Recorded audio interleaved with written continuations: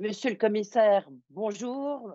Virginijus Sinkevičius, merci d'être avec nous. Vous êtes en charge de l'environnement. C'est un des secteurs clés, évidemment, aujourd'hui, dans le cadre du Green Deal. Vous êtes un économiste, un homme politique lituanien. Thanks to be with us. It's my pleasure. Thank you for having me. Three questions, maybe. First of all, as the world is struggling with COVID and economic crisis, can we compromise today with the green transition? I mean, if you are really asking that question, then I think there is first of all, misunderstanding about the urgency, but also about the opportunities that tackling the climate and environmental crisis offer. And let me start with the urgency. Almost every day we see new evidence of the far-reaching effects of climate change and the serious consequences for our well-being and prosperity. Ultimately, it's humans' very existence that is, in the end of the day, at stake. And these aren't just warnings. They were maybe the case in the 70s. Today, they are real manifestations of disaster. And the trends are not reassuring. CO2 emissions are still rising when the current levels are already the highest ever. And the EU has taken decisive steps to address the situation. We have decided to cut Europe's emissions by at least 55% by 2030. And businesses in France, as in the other member states, will have a key role to play together. We have to aim high and fast. Every year counts, every choice matters, and every half degree is a victory. So the necessary transition isn't just about climate. It's about nature, pollution, and our unsustainable use of resources. It's great to see your program mention biodiversity because it's still too often forgotten. And yet biodiversity is our best ally in the fight against climate change. Healthy ecosystems are carbon sinks. They stabilize the climate, they clean the air and the water. And let's not forget that if we don't leave enough space to nature, we increase the risk of zoonotic diseases. So now we cannot compromise with a green transition. At the same time, as I mentioned, this transition is in the economic interest of businesses and full of opportunities. And let me start with a recent World Economic Forum analysis that revealed that over half of the world's total GDP is dependent on nature and its services, and as a result, exposed to risks from nature loss. And you may also have seen the figures released last month. CDP Global Supply Chain Report, according to which a total of 1.26 trillion in revenue losses is anticipated for suppliers within the next 5 years due to climate change, deforestation, water insecurity. But if the cost of inactions are huge, it's very important to keep in mind that the benefits of action are far greater. And what we have here is a chance to lead in inevitable areas of change. It's blindingly obvious that the global demand for low carbon technologies, more efficient recycling, water treatment, and many similar areas will rise for decades to come. And these are areas where Europe can keep a first mover advantage. And we stand on the edge of a transformation like digital revolution of 40 years ago. And Europe should lead this change, making this decade the roaring 20s of climate and biodiversity action and investment. So for you, if I understood your point, it's not just a green solution problem, it's an economic problem if we don't do anything. Absolutely. Many activities which we know now wouldn't be able to survive or continue without the environmental support. And I was serving before as a Minister of Economy, and I couldn't really even think of the situation when the economy can be almost fully on break, stopped. And we're living in this actually now with the COVID-19, which is a zoonotic disease. Yeah. The question also is, you made a convincing point, but the question is, all the states of European Commission, are they convinced of? Are you? Sorry, excuse me. Do you have the mean to reach this goal? So first of all, the question probably most important, is everyone ready? Is everyone on board? Because this transition can only happen if we have everyone on board. Yeah, because you have Poland, you've got Italy, you've got Spain, you've got, you know.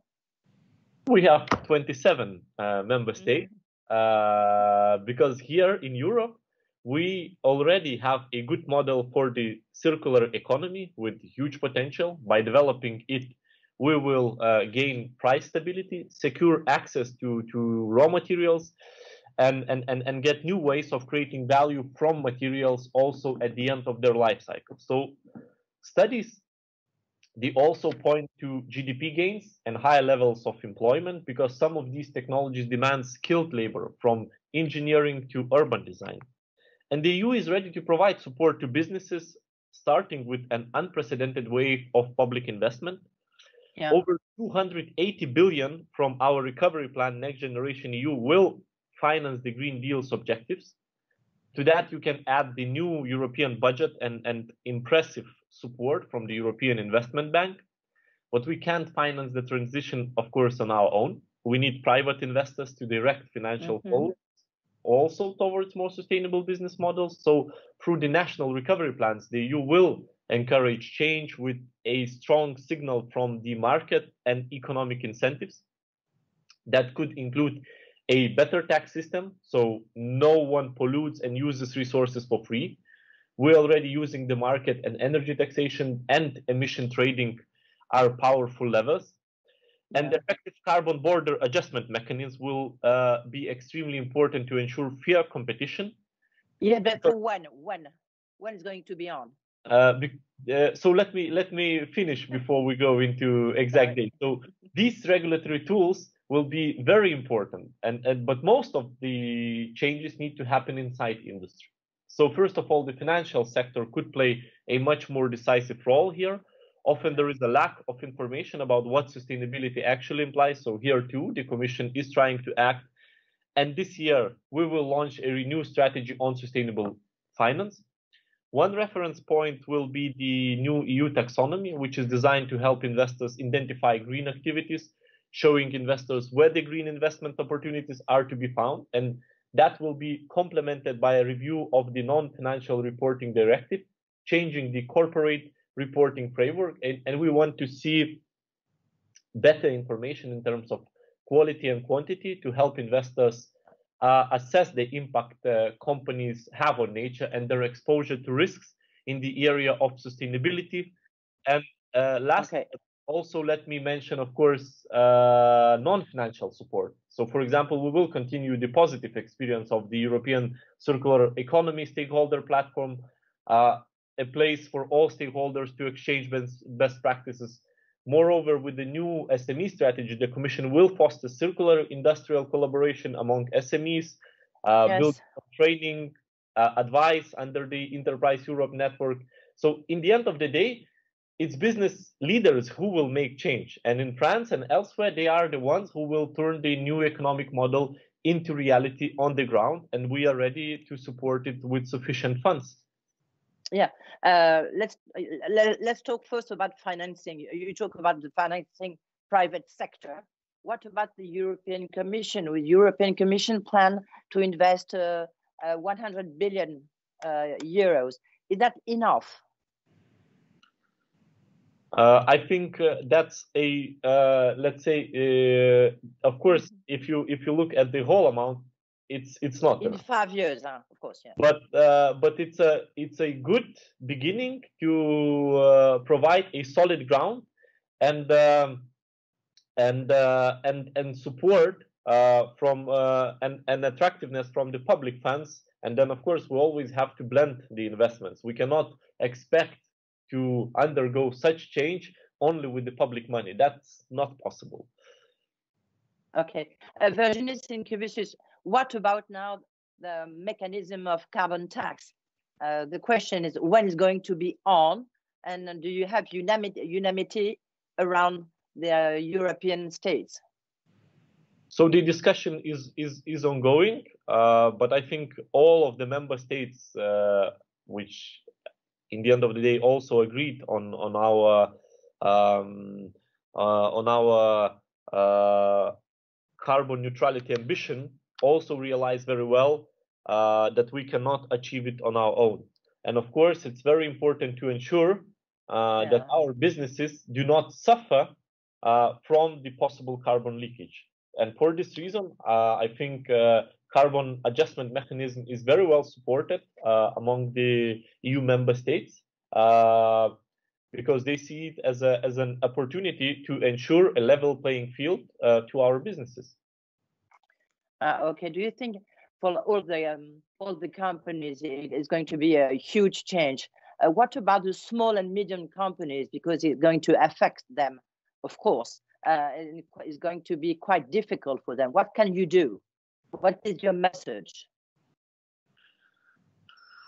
So first of all, probably let me give you a few concrete examples. So first of all, we need to look beyond short-term financial results.